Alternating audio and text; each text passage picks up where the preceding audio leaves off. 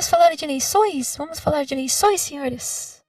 Bom, pra quem não tá na live, né, veja as minhas lives na Kik. Hoje é o dia 23 de agosto, domingo, acabamos de ter o debate na Band, debate presidencial na Band. E vamos fazer uma retrospectiva aqui, não só do debate, mas da situação e o que aconteceu essa semana. Até que aconteceu bastante coisa essa semana. Qual é o resumo, né? A Lula continua consolidada no topo, agora com algumas novidades com a Janja, fazendo merda, mas continua no topo. Flávio continua a autodestruição da própria campanha, sendo completamente sabotada pelos aliados, principalmente a turma do Nicolas.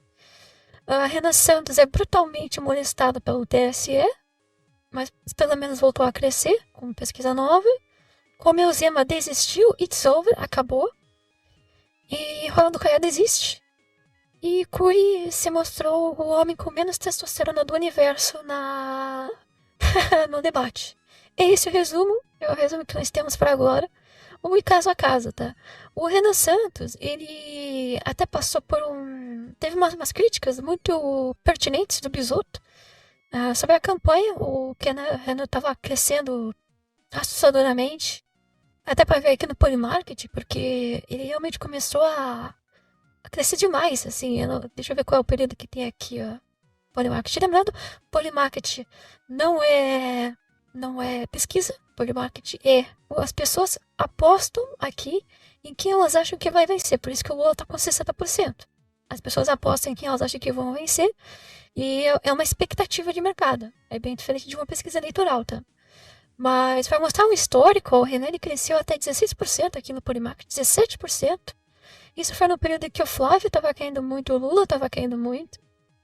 O Flávio, principalmente, por umas questões do Banco Master, que estavam muito em voga na época, tá? E aí o Renan voltou para a posição aí original lá dele. Até caiu mais, tá? Mas, enfim, foi pro pelotão secundário. E o Lula foi tomando tudo isso aí, ó. Tomou de volta. Por quê? Depois que veio a Copa do Mundo, o pessoal parou de falar de eleição, parou de falar de Banco Master. O caso esfriou, não veio notícias novas, inclusive eu acho que estão segurando notícias do Banco Master. E foi uma consolidação do Lula nesse período. É o que aconteceu. E aquelas expectativas que tinham com o Renan pararam, porque o Renan estava crescendo 1% a cada mês. Não, 1% por semana por pesquisa, basicamente. Ele estava crescendo basicamente 2% e meio ao mês. 1, 2, 3, 4, 5, 6%, 7%, 8%. Então, veio uma expectativa muito grande do mercado. Só que, quando veio as pesquisas, já no período de Copa do Mundo, acabou esfriando, né? Por causa que o Renan consolidou ali, parou, ele estagnou, e o Lula se fortaleceu em relação ao Flávio. Peraí, as câmeras já estão rodando? Eu já ia falar uma barbaridade. Pode jogar à vontade, cara. Joguem à vontade no chat. Só que eu não tenho responsabilidade nenhuma sobre isso, tá? Caso a Janja assista isso, né? Aí a gente tem que falar da Janja. O que a gente tem de novidade na campanha do Lula? Pra quem não lembra, a Janja ficou fazendo um monte de merda no início do mandato do Lula. Foi lá pra Nova York, teve a questão com o cavalo durante as enchentes no Rio Grande do Sul, enfim, só fazia merda. E até que a Janja resolveu calar a boca. Não porque ela quis, mas naquela época o ministro da comunicação, o cara que mandava na Secom, era o Paulo Pimenta, que era pau mandado dela, ele não tinha moral. Trocaram pro Sidônio, o Sidônio, Palmeira falou pro Lula, só assumam as comunicações se eu puder ter controle total e fazer a sua esposa calar a boca. O Lula aceitou, o Sidônio entrou, e a Janja magicamente ficou 2 anos caladinha. A Janja ficou 2 anos sem fazer absolutamente nada. E foi o período que o Lula mais cresceu, na verdade. Só que recentemente o que aconteceu? O Sidônio foi chutado para fora, saiu da comunicação, foi demitido, e a Janja voltou a fazer fato. O que nós temos? A Janja perseguiu o Discord, e agora você recebe uma mensagem no Discord falando que o governo, né, todo mundo recebeu essa mensagenzinha no Discord, creio eu, né? todo mundo recebeu essa mensagem no Discord falando que basicamente o basicamente falando que o governo fez uma decisão do meio do nada e você não pode mais fazer streaming com seus amiguinhos no Discord por conta de uma live do Instagram. Nojento, asqueroso. Então, o Lula considerando tá fazendo uma boa campanha, tava fazendo uma boa campanha até então, lançou um baita jingle, o melhor jingle até agora da eleição. E sim, o jingle do Lula farmou muito mais aura do que o jingle do Renan, que é um jingle ok, é um jingle protocolar, mas o jingle do Lula farmou aura, é um jingle farmador. E aí a gente começou a destruir a campanha, né? Trabalhar pra tentar destruir a campanha do marido. E hoje o Lula basicamente tá pegando a posição de não ir a debates. Acho que ele chegou a fazer isso também lá em 2006, quando ele teve a reeleição. Ele não ia a debate. Pelo menos os primeiros. E é basicamente isso, né? O Lula tá fazendo o que pode. O Lula começou também a botar a máquina dele pra bater na porta dos partidos, pra fazer eles se afastarem do Flávio. Então, o PP fugiu do Flávio, o Republicanos fugiu do Flávio, o União Brasil fugiu do Flávio. Tá todo mundo pulando no barco da campanha do Flávio, porque acha que o Flávio vai perder. É um cálculo muito simples. E porque, aparentemente, o Lula também tá fazendo pressão desses caras falando, ó, não embarca no Flávio que ele vai perder e eu vou atrás de vocês depois. Eu vou cobrar. Então eles estão pegando a neutralidade. O pessoal tá descendo do barco do Flávio, basicamente. O Flávio aqui, um dos períodos, chegou a estar na frente do Lula, tá? Hoje em dia ele perde no segundo turno nas pesquisas. Então, vamos para a campanha do Flávio. O que o Flávio tem? O Flávio continua cagado com o Banco Master. O Lulinha, a questão do Lula. Agora, recentemente, chegaram as notícias. Eu até tenho aqui separado. Que o Lula se envolveu. Na verdade, o filho do Lula se envolveu em um escândalo de corrupção agora. Só que assim, o eleitor do PT ele não liga. O eleitor do PT ele é assim, ó. O eleitor do PT ele tem dois eleitores. Ele tem dois tipos de eleitores do PT. Um dos eleitores é isso.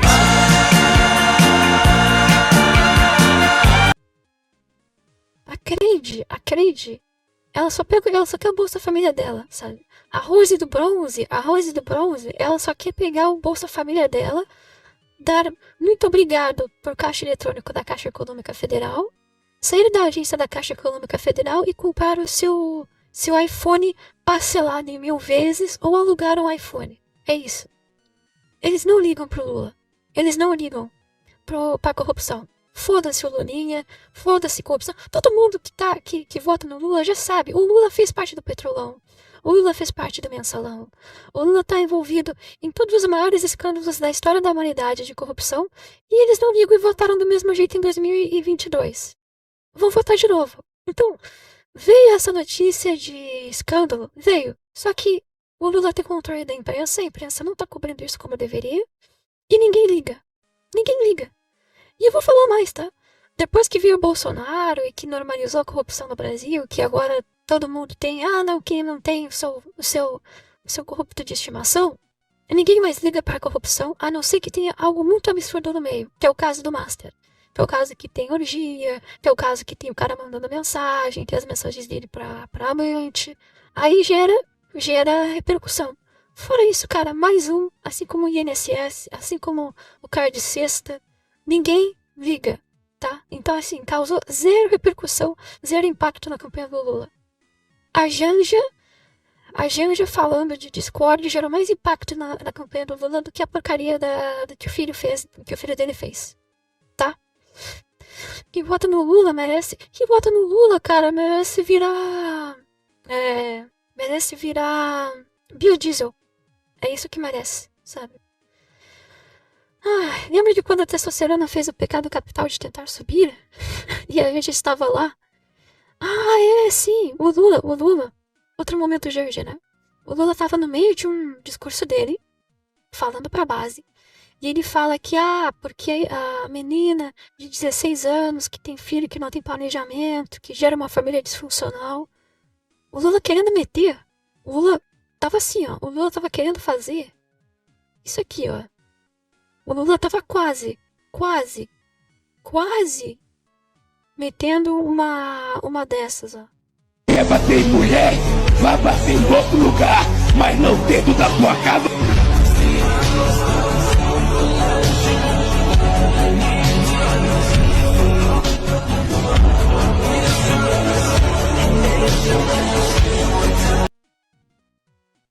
O Lula tava quase viajando. Veio a Janja e falou o lugar de mulher onde ela quiser. Se ela quiser ter o filho aos 16, que ela tenha filho aos 16. Perdeu completamente o ponto do argumento do que o Lula tava falando. O Lula teve que baixar a cabeça. Cara, é inacreditável, cara.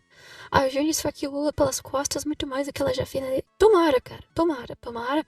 Assim, o maior perigo pro Lula nessas eleições se chama Janja da Silva. É o maior perigo que o Lula pode enfrentar. O maior adversário do Lula nessas eleições se chama Janja. Então, é o que nós temos, tá? O Lula tá indo lá e a gente tá tentando destruir a campanha dele. Tomara que destrua. O Flávio.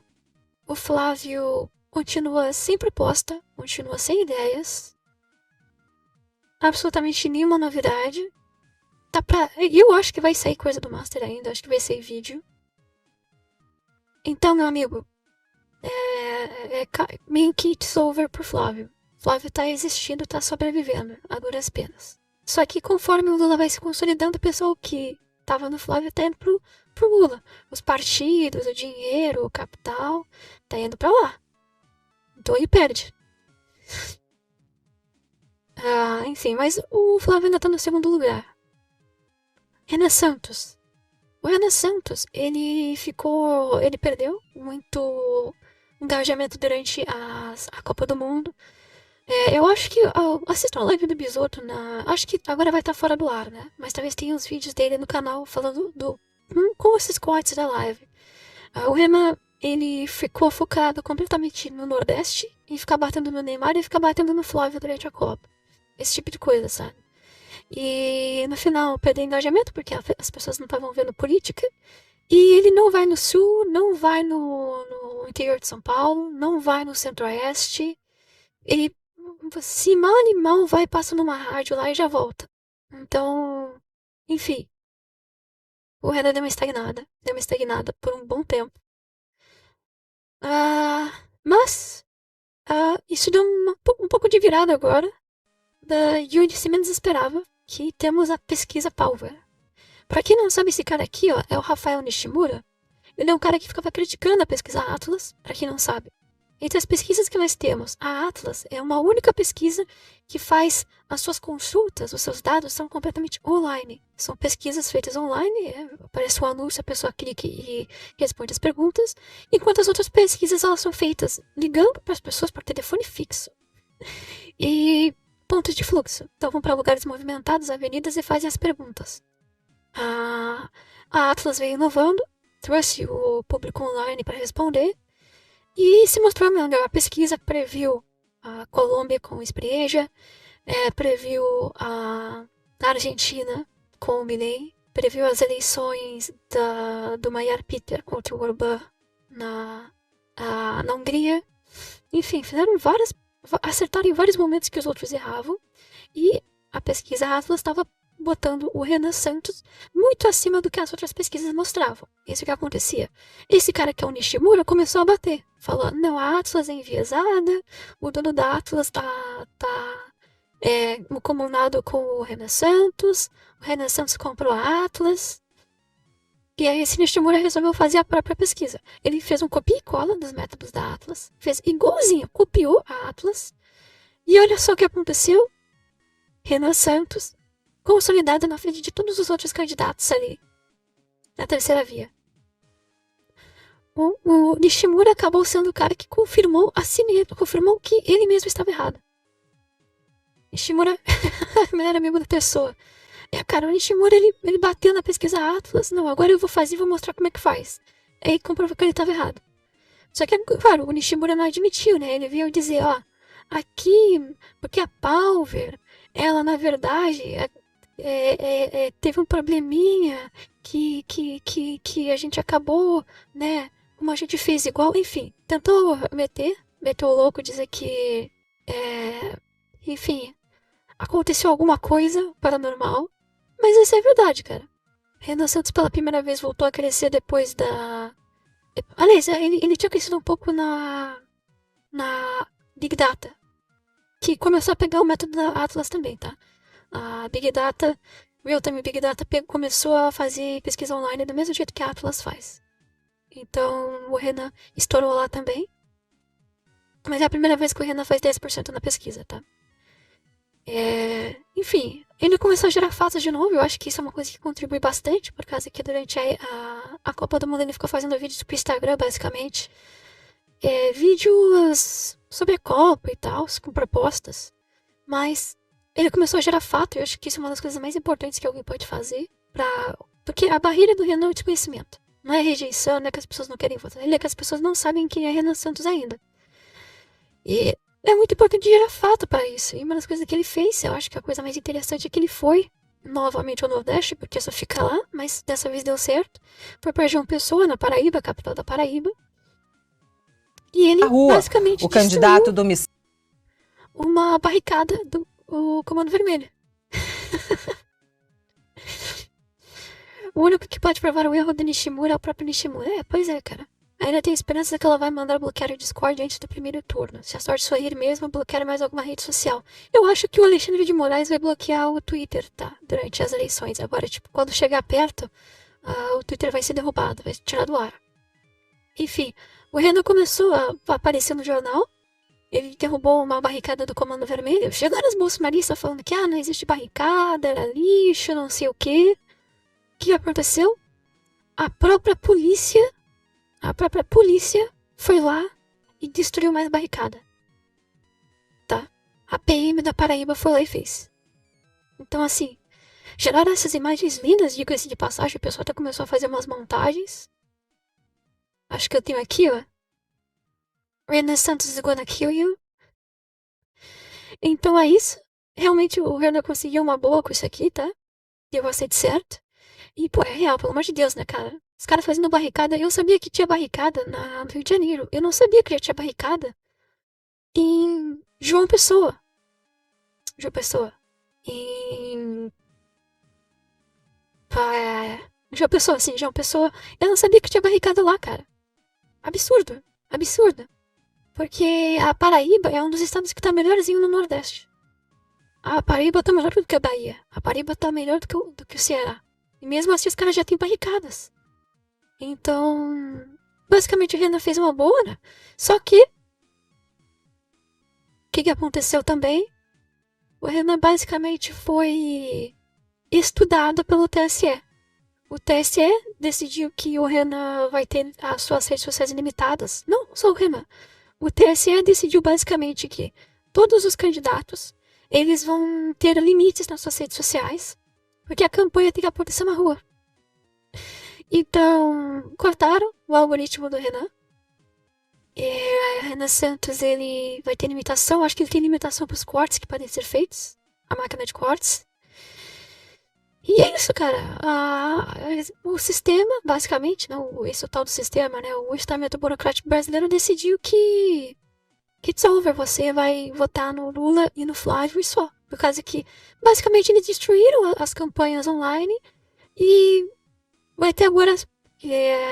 vai ficar mais ainda funilado em quem tem máquina para fazer santinho, quem tem tempo de TV, quem tem horário eleitoral, quem tem os seus apaniguados nos estados e nas cidades para poder fazer as suas campanhas próprias. Acabou.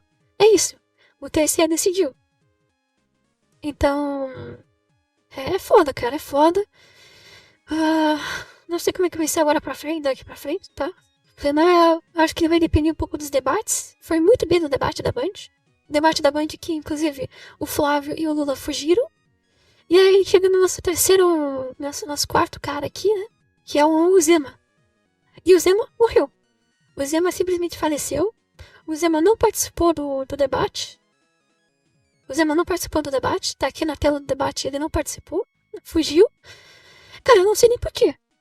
O Lula e o Flávio não querem aparecer por causa que eles vão dar audiência pra apanhar depois do Renan no debate. Então eles não foram. O Flávio não foi porque o Lula não foi. O Lula não foi porque ele não vai pra apanhar se ele já tá consolidado em primeiro lugar. Foi um debate só do Renan, do Caiado E por muito pouco o Augusto Cury, que 8 minutos antes do debate estava na rua fazendo show, que nem ia participar. Então, é isso. O Zema fugiu do debate. E, cara, a gente teve eventos. A gente teve essa semana os eventos de candidatura, de lançamento dos candidatos. Evento do Lula, gigante. O Lula pegou os seus apaniguados do país inteiro, sabe? E encheu o Maracanã, fez uma campanha pra aparecer as campanhas originais dele em 89. Fez bem, deu muito certo. O Flávio foi burro e tentou encher a Copacabana, achando que era o pai dele. Ficou flopado, não foi gente suficiente. É brutal, foi completamente mogado.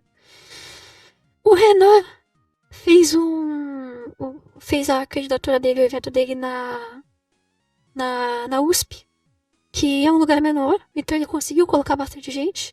Como ele é o cara que tem 10% e que ele não tem apaniguado, ele conseguiu fazer bem. Conseguiu colocar a quantidade suficiente de gente para encher aquele lugar, um lugar menor, né, uma praça. Mas conseguiu fazer o que deu, né, considerando a proporção, né, o tamanho dele.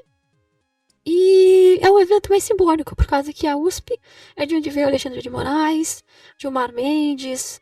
A aristocracia que comanda o Brasil hoje veio da Sanfran, da Universidade de Direito da USP. E o Renan Santos, ele estudou lá, fez faculdade lá de Direito. Inclusive, ele começou a sua carreira política lá. E ele fez isso como uma coisa simbólica até pessoal, né? Ele voltou pro lugar onde ele começou a política dele, algo como o que o Lula fez, né? O Lula voltou pro Maracanã, o Renan ele voltou lá pra Safra. E o Zema, ele fez um evento fechado, e mesmo assim não foi ninguém. O Zema, it's over. O Zema completamente mogado, o Zema morreu. E aí ele desistiu até dia do debate. Então acabou pro Zema. Essa é a situação eleitoral hoje. Tá? O que vai acontecer daqui pra frente? Não sei. Mas é um cenário triste, cara. Triste. Tudo se encaminha para que a gente tenha uma das piores eleições da história, porque o Lula, cara, olha a posição do PT. Se o PT ganhar, o PT ganhou. O PT ganhou e vai ter 4 indicações para STF ano que vem. Brutal. Se o PT perder para Flávio, que é o segundo colocado, também o PT ganha. O PT está numa posição muito frágil. A melhor coisa que o PT faz é não fazer nada. O PT faz nada e ganha, basicamente. Se o Flávio vencer, o Flávio não vai conseguir fazer nada, por causa que ele tem encalacrado com o STF, porque ele tem encalacrado com a Polícia Federal, porque ele deve favores pra todo mundo. Ele tem enrolado com o Bankmaster, tem enrolado com rachadinha. Então assim, o Flávio não vai conseguir fazer nada se ele vencer, e ele não tem a capacidade pra isso, e ele não tem interesse nisso. O Flávio nem é um cara que quer fazer alguma coisa. O Flávio não tem nenhuma proposta de realmente acabar com o PT, ele vai ser uma versão piorada do que o pai dele foi. Então, assim, vai ser mais um governo do Centrão que o PT vai deitar e rolar. Ou seja, o PT ganha, cara. É sombrio. É muito sombrio o cenário que nos afronta. A outra opção, a outra alternativa seria o Renan Santos, mas o Renan Santos deu uma estagnada, voltou a crescer, mas deu uma estagnada. E quando voltou a crescer, o TSE foi lá e deu uma enrabada no cara. É complicado, cara. É complicado. Zema tem medo até do Cury. Cara, o Zema, ele fala tão lento que eu suspeito que ele tem alguma coisa, cara. O jeito que ele fala, mano, assim, realmente o cara tem zero, ele tem testosterona negativa, sabe? O Zema está cheio de progesterona. A progesterona está correndo nas veias do Zema. Meu nobre, o que você acha do Lula devolver os canhões da Guerra do Paraguai? Cara, base de o Lula não ter devolvido. Cara, o Lula, quando ele quer, ele dá umas moldadas, umas jorjadas, porque o Lula é um cara velho.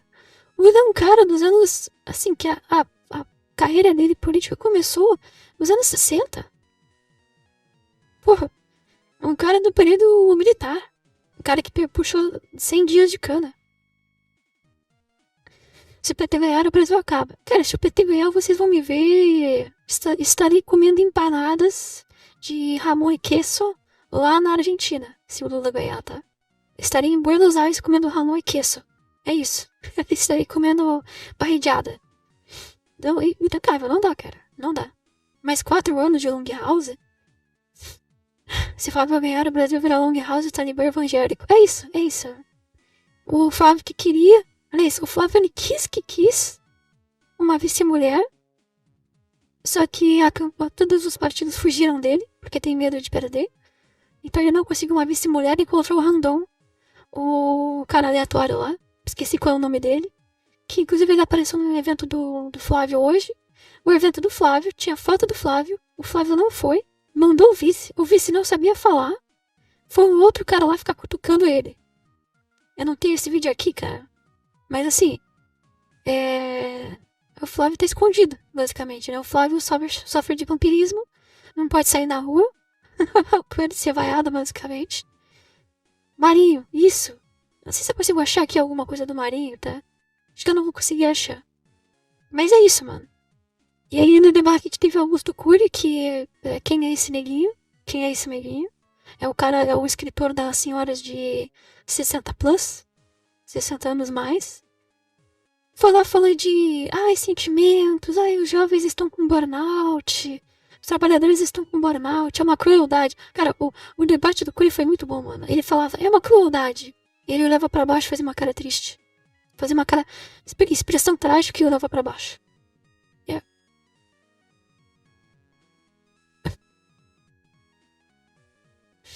Se o Caiado ganhar as eleições, cara, se o Caiado ganhar as eleições, nós seremos isso aqui, ó.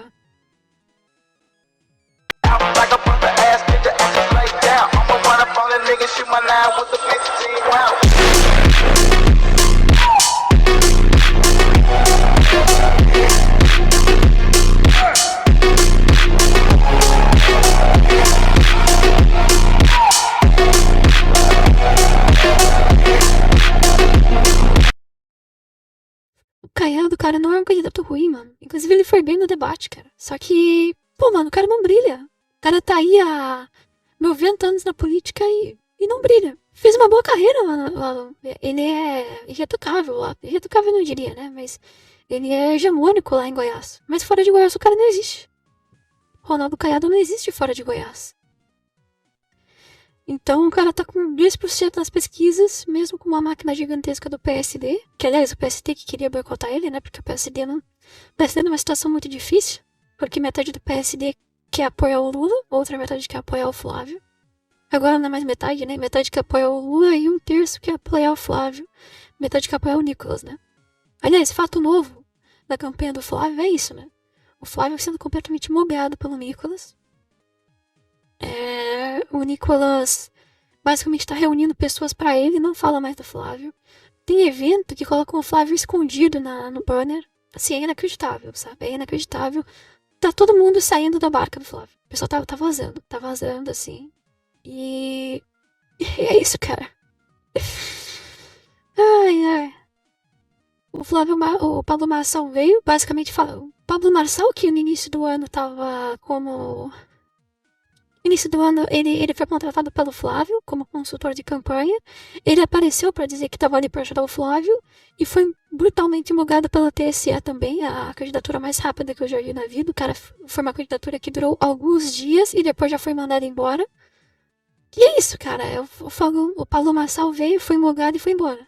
Veio e já foi. E como povo que aposentou aquele que já perdeu 3 eleições e ganhou 3. Essa vai ser a sétima. Sétima na numerologia bíblica significa plenitude. Ele não vai terminar como presidente do Brasil. Pode escrever o que eu tô te falando.